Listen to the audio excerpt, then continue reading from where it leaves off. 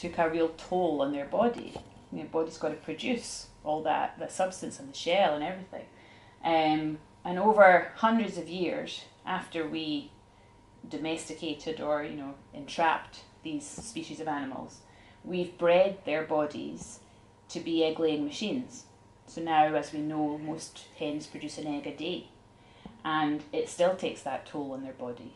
But now it's taking hundreds and hundreds of eggs a day has to come out of their body, and they suffer from terrible illnesses because of that. Whether they're free range or battery hens or whatever, they're dying inside their own bodies. And even if we can rescue them from their captivity into a sanctuary, they're still going to. We can't actually rescue them from their body. They're in an egg-laying machine, and that's where they'll die. And most of them die from those illnesses, even after they're rescued into a sanctuary and their plumage actually comes back because they're being looked after better. Sub-sanctuaries actually give hens implants so that they stop laying eggs because it takes such a toll on their body. But that's just one example. I mean, that applies to all the species that we use. We've bred their bodies to be production machines for whatever it is that we happen to want from them, whether it's wool or flesh or milk or eggs. And this stuff is all to do with treatment. And we do make some animals suffer more than others in certain ways, but that's not the main issue. The main issue is that we're using them and killing them, and we're doing that to them all. The suffering is then a layer on top of that as an extra issue. So really, this was doing nothing. And I now realise that, we were all brought up to think, well, the government is looking after these animals. I mean, this wouldn't really be happening if it was that bad. And we probably had heard this expression, unnecessary suffering. So, the law says that we're not to cause animals unnecessary suffering. So that must mean that they kind of don't suffer that much.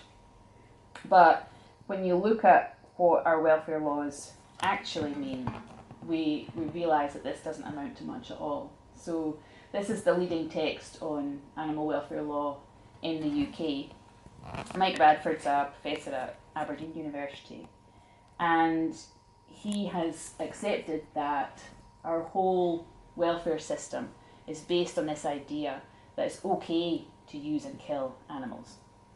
We just have to do it humanely. Well, what does that mean? Well, we're not to cause them unnecessary suffering. Well, what's that? Well, inflicting pain, even severe pain, is not enough. It's lawful to inflict severe pain if it's reasonably necessary. Well, what does that mean? Well, killing them isn't enough. What matters is it a legislatively sanctioned practice which you've adopted? So basically, if you say it's okay, if you say it's part of the process, we've decided that we're using animals and killing them for food, for entertainment, for clothes, whatever it is, and this particular aspect of their treatment is necessary to achieve that goal, and that goal, of course, is a business. It's about profit. It's profit driven. Then it's okay. So against that, Bradford has had to accept that Gary Francione is right when he says that this test of unnecessary suffering, it's not some sort of objective moral standard. But we all think it is. Most people think it is. Most people think the welfare law actually really means something and is actually something that protects animals. But really, they are our property, and we can do with them what we like.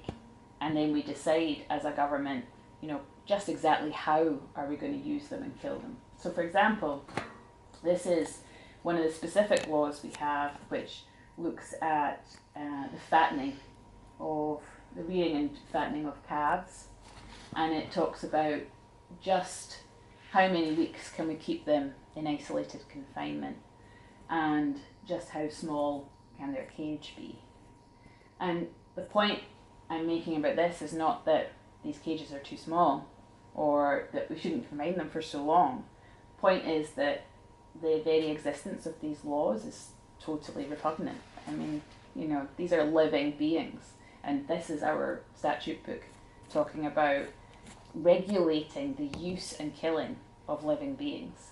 And it shouldn't exist. The whole system shouldn't exist. We've had welfare legislation in this country since the 1800s, since about 1822. And we're killing animals on a vastly greater scale now than we were then. And that was around the time when people started to realise that, okay, animals do feel. They are alive, they are conscious. But their response to that wasn't, oh, maybe we should stop doing this. Their response to that was, let's regulate it, let's make sure that it's not that bad. Well, maybe if we had never done that, maybe if we'd never had these happy labels, we would have gone vegan instead. So we don't involve ourselves in welfareism. Some people try and do both. Some people try and advocate for veganism, but along the side of that, they try to promote these higher welfare campaigns. We don't do that.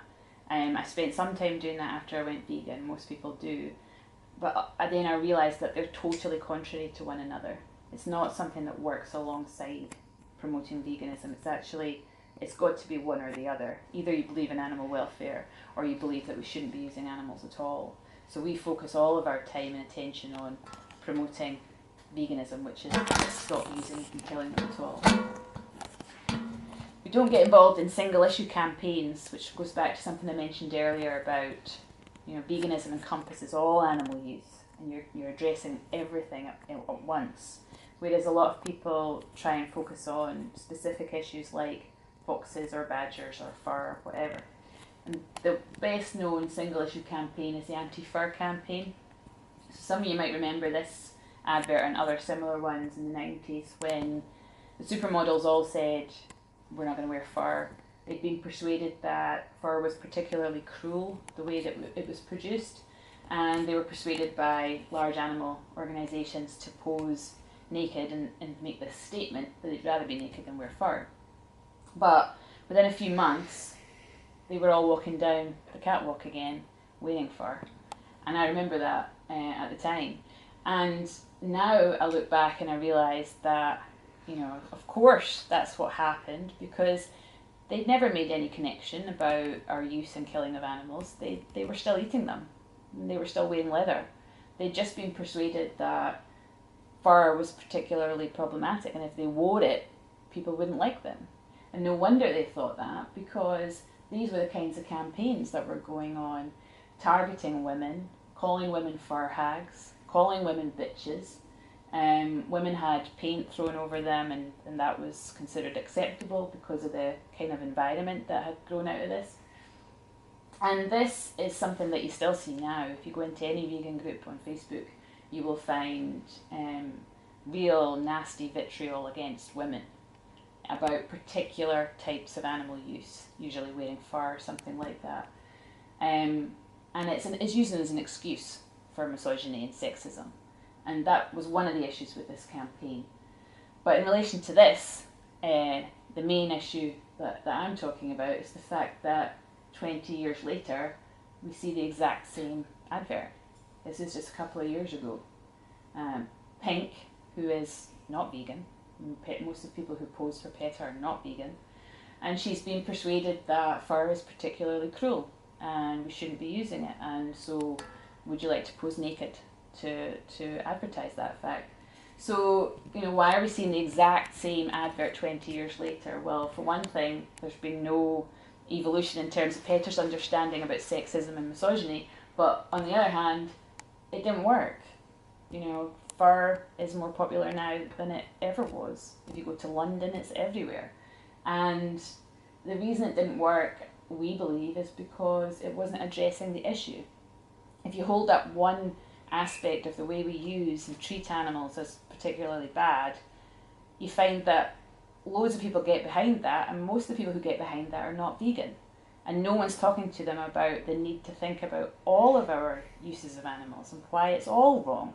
So you see people getting behind the anti-Yulin campaign, for example. Most of those people eat animals. And most of them are not challenged to think about, well, if you're against us killing and eating dogs, why are you happy for us to kill and eat cows? So we think that single issue campaigns are really problematic, and we avoid them. We just don't get into any of that. That was just to mention that, everyone was wearing leather at the time. Yeah, the essential problem is that it creates this idea that wearing fur is terrible. But if you're saying wearing fur is terrible and you're not talking about all other forms of animal use, you are suggesting that the other forms of animal use are okay. There's just no way of getting around that. Most of these campaigns suffer from giving that impression. Yeah, I think you see a lot of targeting of specific businesses in some campaigns, and targeting specific parts of the whole process of turning animals into products. So you sometimes see farmers being attacked, or butchers, or slaughterhouse workers. We don't do any of that. As far as we're concerned, there's no scale of badness in this. There's just, you're either vegan and you've realised that this is wrong, you've stopped, or you're not yet vegan and you haven't yet realised that this is wrong and you're somebody who could one day be vegan. And we don't think it's helpful or fair to target people in particular job roles, particularly slaughterhouse workers, who are some of the least qualified, least skilled, lowest paid, with a hellish job. And for them to also have to deal with protests against what they're doing, when actually they're just responding to demand by people who can afford to buy bits of dead animals, in steakhouses and whatever. So we don't do that. We would much rather, and we think it makes much more sense to talk to the people who are creating the demand and actually spending their money on these products. Anyway, Deborah's going to talk about how we go about what we do. Okay, so we had quite a lot of volunteers at the beginning, and like I said earlier, sometimes the stalls were lots of volunteers, and that was quite off-putting for people,